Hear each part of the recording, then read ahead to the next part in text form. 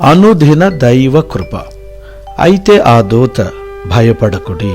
నేటి వాగ్దానం భయపడకుడి. భయపడకుడి అనే మాట బైబిల్లో 366 సార్లు వ్రాయబడి ఉన్నది. నేటి మానవ జీవితములోని అనేక కష్టాలకు, అనేక ఇబ్బందులకు, మానసిక క్షోభకు భయమే కారణం. ఈ భయము మానవ జీవితంలోనికి రావటానికి మనిషి చేసిన పాపము మనిషి జీవితంలోనికి రావడానికి దేవుని మాటను అతిక్రమించుట వలన. దేవుని మాటను అతిక్రమించడానికి కారణం దేవుని మాటకు లోబడకపోవడం. దేవుని మాటకు లోబడకపోవడానికి కారణం దేవుని మాట నిజమని రుజువు కంటికి కనిపించకపోవడం కారణం. అందుకే యేసుక్రీస్తు ఈ లోకానికి దేవుని మాటకు రుజువుగా, దేవుడు ఉన్నాడనడానికి రుజువుగా ఈ లోకానికి ఎత్తించాడు.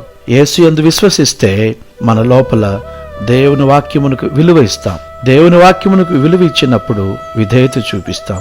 విధేయత చూపిస్తే పాపం పోతుంది, నీతి కలుగుతుంది. తద్వారా భయము తొలగిపోతుంది, ధైర్యం వస్తుంది. ఈ లోకములో సంతోషము, సమాధానం కలుగుతుంది. యేసును విశ్వసించు, భయాన్ని పారద్రోలు, ధైర్యంగా ఉండు. God bless you.